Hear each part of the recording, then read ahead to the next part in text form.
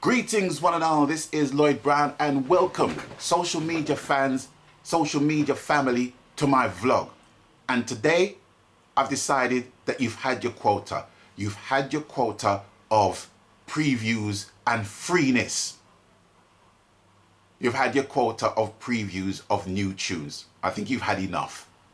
I think you've had enough now. I think you get the gist of where I'm coming from with the preview for my Brown and Bubblers album. So no more. You're not getting any more. I hate that.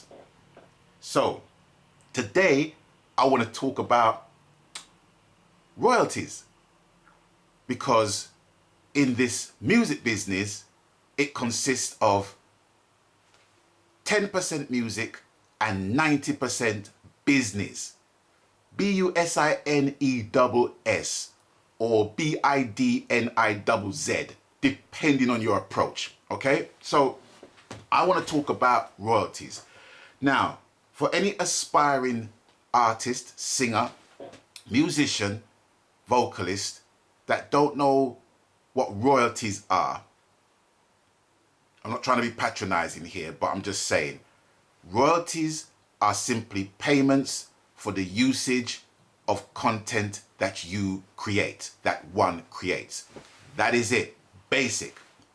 However, the way how songs need to be registered in order for you to get your royalties, that can come into question because of people's lack of knowledge of the business of publishing in order for you to get your royalties paid from particular parties.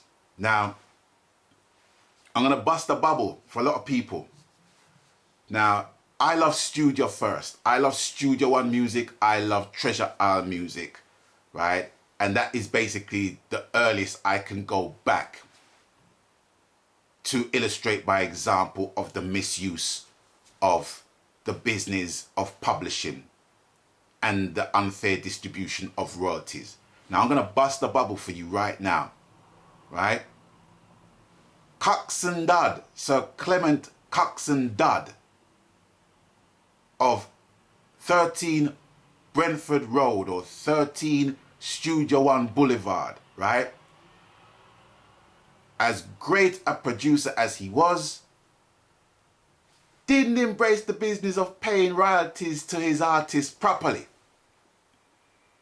And he wasn't the only one. Even in 2018, it is happening. It's been happening for years because of people's lack of knowledge of publishing and royalties. Now, basically, it's as simple as this. A song consists of music and lyrics, right? And upon registration, it is basically calculated thus. Music equates to 50% of the royalties, and lyrics equates to the other 50%, okay? Now, the person who writes the music is known as the composer, and the person who writes the lyrics is known as the author. Now, it's a 50-50 split, clean. However, there's different parameters as to how that share can be split. So for example, I can write a piece of music and write a lyric on top of that. So in essence, upon registration, I own the full 100% of my publishing. So whenever it gets played on radio, I get 100% of the royalties.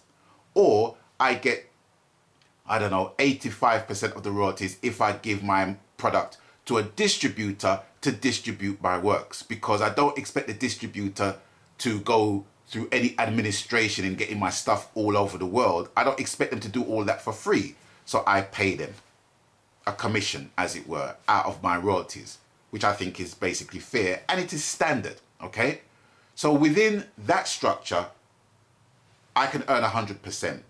Or I can write a lyric, and let's say, for example, Bubblers, who I'm currently working with, he basically builds the rhythm, and it's an original piece of rhythm. So he claims 50%, I claim 50%, and it's a 50-50 split.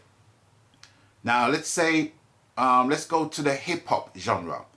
what I noticed in the hip hop genre is that they basically split it minutely. So for example, with a big hit song, right, you can have like 4 people writing the music, and you can have 2 or 3 people writing the song. Now, what I've gathered is that when hip hop production companies get together, they really get together. So whatever, you know, because America is a big, huge territory, right? Whatever the split is going to be, it's still going to be a bankable split, especially if the song hits the Billboard charts. Because it's a big territory, it's a whole heap of earth on that rock. You get what I'm saying? A whole heap of people on that rock. So if they like a tune and they buy a tune and they push it up in the charts, then everybody gets a piece. Everybody gets a piece. But sadly, in our reggae industry, that doesn't basically work that way, because some people just love to get their tunes out there for people to hear them, and then think, well, okay, the airplay is enough, or they hope for the song to be a hit and they get more work from that. But what else I've noticed as well is that, you know, once in a blue moon, you might hear a reggae tune that basically pop up the national charts. And whenever a reggae tune pop up the national charts, there's always going to be a writ. Always. Because like they say, wherever there's a hit, there's a writ. So making sure that you have your publishing in check is vitally important, because that's basically your pension. You can literally just have one tune and have a one hit in your entire career.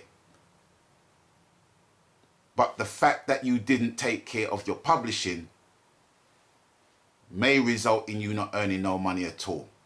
It's better to be a one-hit wonder than a no-hit wonder, or a one-hit wonder that didn't even earn any money from the hit that you basically claimed to have written. You look at people like Carl Douglas. He only had one hit, and that hit was Kung Fu Fighting. Everybody was Kung Fu Fighting. I can't tell you the amount of adverts, movies that I've heard that song. You know, he's no longer with us, but his family are earning. His family are benefiting from that. And that's just the one hit.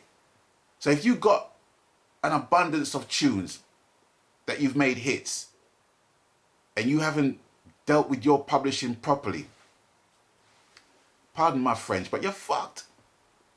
And I know a few producers that's earning money from tracks they never wrote, or they have basically given the artist a buyout clause to literally buy the tune for little next to nothing, peanuts, and they're still earning big money from those tracks.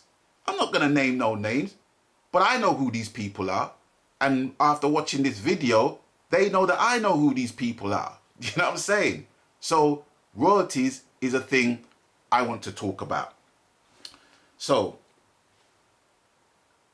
music is featured everywhere. The way we consume music is featured all over the place.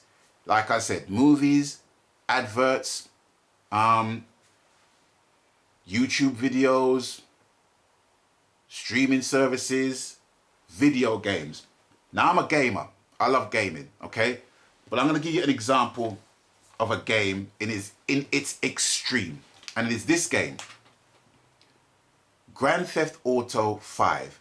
Now, for the non-gamers amongst you, you're not going to have no idea what I'm talking about. But for the gamers, you're going to have a clear idea what I'm talking about. Now, Grand Theft Auto, basically, it's a game of violence and crime and what have you. But the way how music is used in that game is that whatever your character is in the game, whenever they get into a car, they've got the option to turn on the radio. And when you turn on the radio, you have a choice of radio stations to listen to, like alternative rock, soul, R&B, rap, and reggae. Now, in the franchise, right, the reggae stations has been hosted by people like Carl Bradshaw, who acted in Smile Orange, Sly and Robbie, the Marleys, right? And on this one, by none other than Lee Scratch Perry, whose radio station is called Black Ark, right? Now, in this station, one of the songs that got played or was featured in the playlist was a tune called Odd Ras by a little known artist called Chronix, okay? Now, let me just get into some figures before I even go any further. This video game made $1 billion in its first week. 7 days, this game made $1 billion. You want to know how much this game has made within, I think it's 5 years of it coming out now, or 3 years? 5 years of it coming out. You want to know how much this has made? $6 billion plus, right? This piece of plastic, right, that you see here, it's the biggest selling piece of entertainment of all time. I'm not asking you, I am telling you, right? It is the biggest selling piece of entertainment of all time. It beats The Lord of the Rings, it beats Star Wars, it beats any franchise, Harry Potter, it beats all of those big, huge franchises. Sold more, made more money. This. So when you have music basically featured on that, right, you stand to make quite a fair sum. So just getting it radio play is not that on its own, where you can basically exploit your works to get paid for your works. So it's with that I want to in fact, you know what, I'm going to make this a two-parter because there's a lot of things to basically talk about and I don't really want to go over time. But in relation to royalties, I want to take the time to big up a company that it warms my heart to work with, and the name of that company is going to come up in the next video. So with that, I'm going to bid you guys adieu, and thanks for watching, thanks for stopping by, and as always, you done know the coup. Please people, abstain from foolishness wherever possible, and until I catch you on the next one, people stay blessed. Magan. Part 2 soon forward. Bless.